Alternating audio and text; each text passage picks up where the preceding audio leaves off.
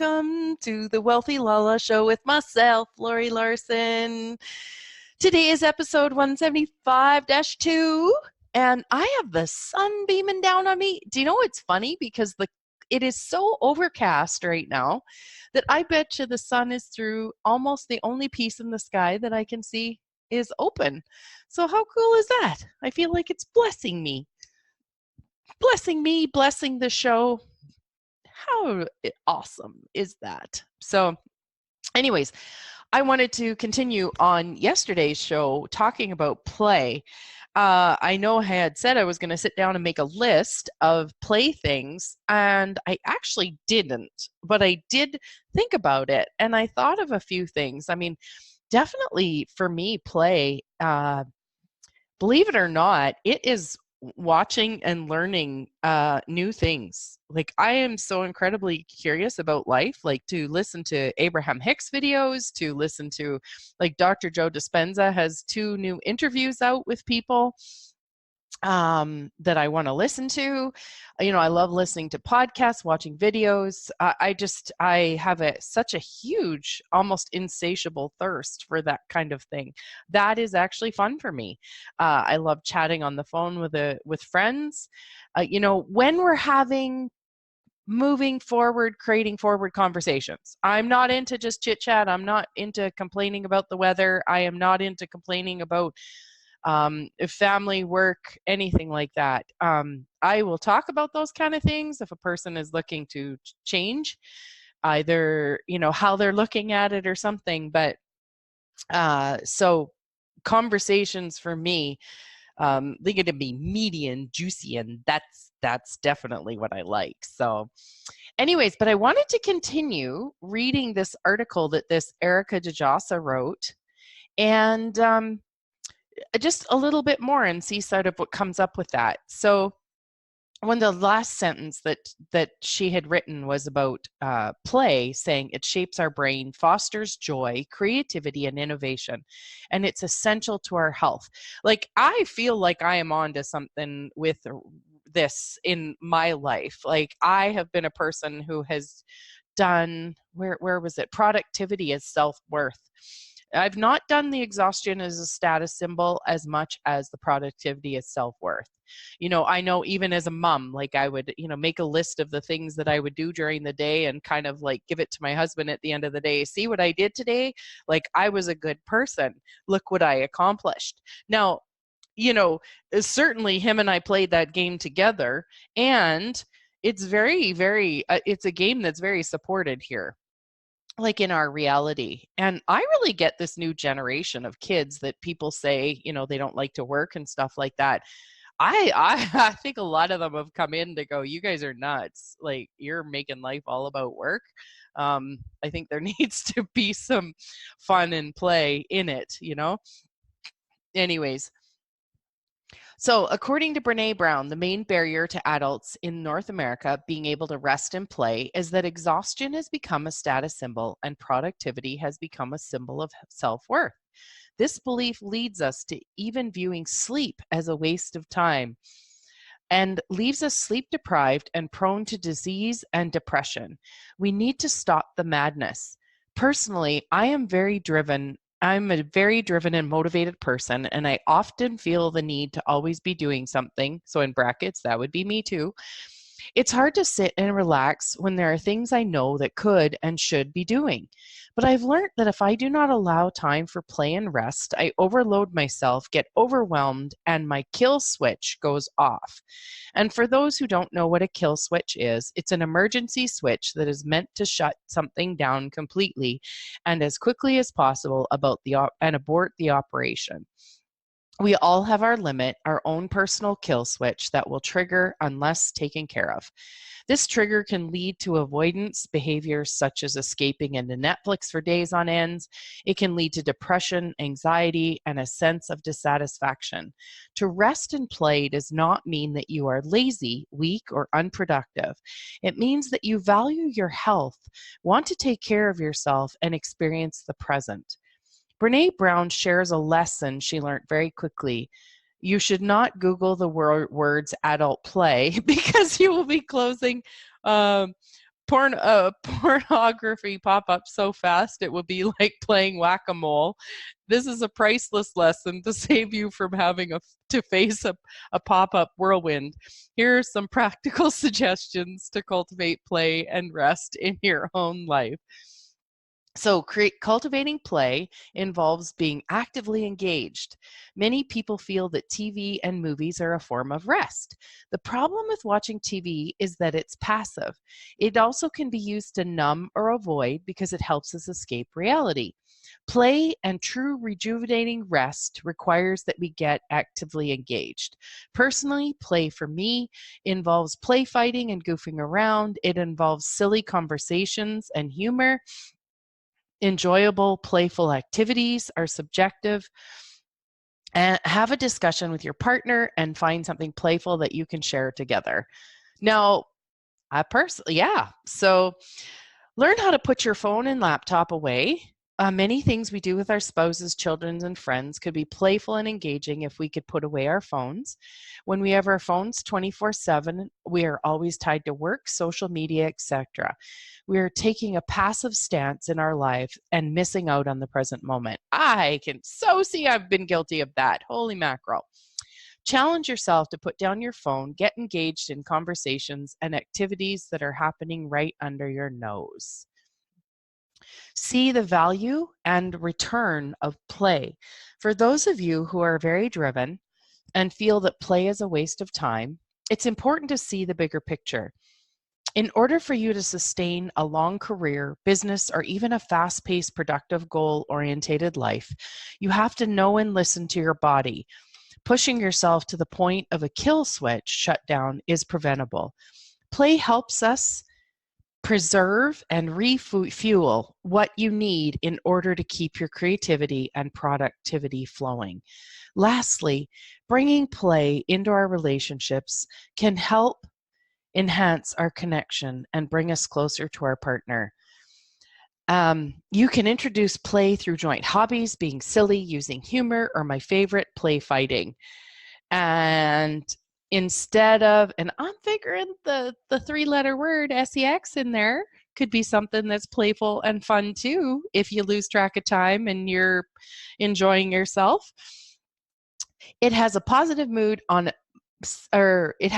effect on mood, satisfaction, and overall sense of enjoyment. I would love if you would share ways that you have learned to integrate play into your life, relationship. And then, of course, join me next week as we cover guidepost 8, cultivating calm and stillness, letting go of anxiety as a lifestyle. So I will put this link in the for this blog. And then if you want to look at and see more about her blogs, this lady, Erica Djossa. So, oh my God, I just really get for me that I'm kind of I'm onto something here for me. Even when it's come to personal growth, I mean, for me, luckily, I have so incredibly loved it. It has been so fun to learn and engage and grow. And I can also see where, sometimes, because my husband is not into this kind of thing, where I've thought to myself, okay, universe, it's like a big joke. Why would I be married to someone who is so different than me? And when I actually sit still and ask, and I've talked to you before on other shows, I always sit and ask the trees. The trees even right now are just laughing at me. They're like, hey, honey, if we gave you someone just like you would never stop. You would never bring in something different into your life. It's almost like his difference keeps me from almost losing myself in this, It's like when you have a kid who has even our grandson, our oldest one, he loves to go on the iPad or my phone and go on YouTube and watch tractor videos. And he watches that, and he's been learning his colors and learning different things on there. And although actually pretty much every time, if I give him sort of an unlimited, he will play with it and he will actually walk away. He will walk away and go, have something to eat. He'll go play with other toys. He'll, maybe watch a movie or something like that. So he doesn't do it all day. Yet what I'm aware of is that if it could become more, then it takes a person out of other possibilities in life. Like, do you get what I mean? But then, I don't even want to say like make that wrong, because some people do that with fitness and some people do that with playing hockey. Like all their time's off, they're playing hockey, and then with someone else, it's, something else. So I don't want to make that wrong, that we love what we love.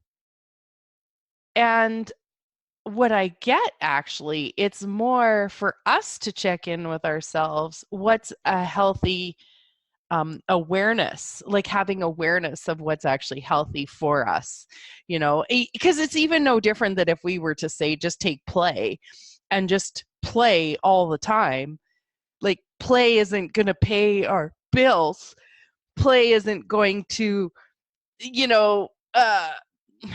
I don't know. You guys get what I mean. Anyways, yeah, you get what I mean. So, but oh gosh, this is just so incredibly fascinating. And so I'm looking forward to actually Dr. Stuart, Stuart Brown. He's got some videos here. I see like TED Talks and stuff like that I would actually love to go and listen to him too. And what I find so fascinating is that Brene Brown started off as a shame, studying and researching shame, and Dr. Stuart Brown started studying violence.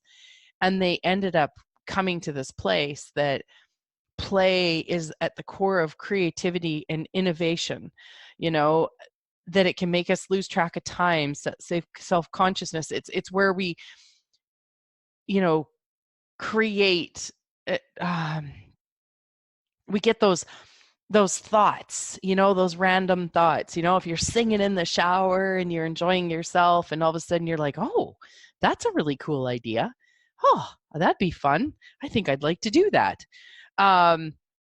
Or that would be a great idea for an activity, or that'd be a great idea for a book, or that'd be a person I should call. That then you get you receive more of those, what I love to call whispers of the universe, whispers from the universe. That the universe has our back with things like this. So, and I just got to say, one of the things that's really cool too is that for a while during my journey of, the last 20 years of doing classes and workshops and stuff like that, there were things that I was innately interested in. And then over a time during this, I lost myself in, other people's way of doing things, way of changing things. And, because some people had such strong personalities, I equated strong personalities with strong knowing, therefore they were right. And since my knowing wasn't very strong, they must be more right than me. So I would sort of play underneath the knowing or what other people were doing. And what's been really fun is that as I stepped away from that and I started meditating and I started tapping into the things that would connect me with me,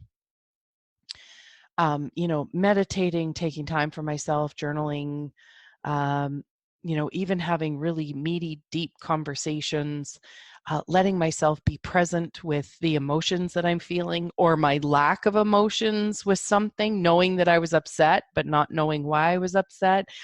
That the more and more I engaged with that, the more I did, the EFT, emotional freedom technique tapping, the EMDR, I got this self-discovery of what was true for me, and things like this. Like, I remember, and now I cannot find this book Play. I'm not sure if I actually did buy it before and then just gifted it away. But I remember reading or looking at that book And I'm sure I did buy it, and then I just gave it away thinking it didn't seem important, because play just seemed like such a waste of time, because I was so heavily entrenched in the whole concept of, productivity as self-worth. And now that I found that my self-worth is something different, my self-worth is the fact that I'm alive. My self-worth is that I'm here. I'm a valuable, who I am matters to the world. Who I am is valuable by the fact that I'm here. And that's the same for all of us. And since I've discovered that, it's like these things that I was interested in, like I loved angel cards, and then, like I loved angel cards and then stopped doing them because I thought that I shouldn't, or they were silly, or other people said they were silly. And, the same with even finding this book Play, like writing it off and knowing that that was other people's points of view that I didn't know that I was taking on. So this self-discovery thing, you guys, it is so worth it. Trust yourself. It is amazing. Honestly, I just really, I can't say enough for it. And throw some play in there. Make sure you do. Make it easier on yourself. I can see where that would have worked for me a bit. Anyways, you guys have an amazing rest of your day. Thank you so much for listening. And with today being a Friday, see what you can do to incorporate some play. Or maybe you're just way better than me at it, and you should be telling me, Laurie, you go incorporate some play. All right. Signing off, the wealthy LaLa, Laurie Laursen. Take care.